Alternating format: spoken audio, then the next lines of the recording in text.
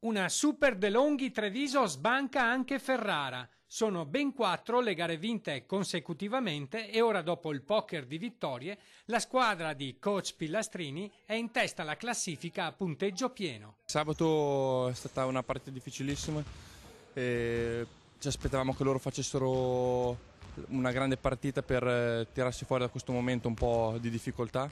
Penso che abbiamo fatto capire fin dall'inizio che partita volevamo fare, abbiamo messo grande intensità ed è quello che ci ha portato alla vittoria. Sabato abbiamo vinto una partita importantissima in casa di Ferrara, che diciamo che è una squadra molto forte, e siamo contenti perché siamo partiti con 4 vittorie su 4 partite, delle quali 3 fuori casa, quindi siamo sicuramente molto contenti. I biancocelesti in A2 hanno dato prova di essere perfettamente calati in questa serie, con grande impegno e professionalità. Sicuramente un campionato ancora molto lungo e molto difficile. Ora la prossima partita in casa contro Iesi sicuramente non sarà una partita facile. Avversari che più temete? Sicuramente Verona è la squadra più strutturata probabilmente per fare il salto di qualità anche in Serie A.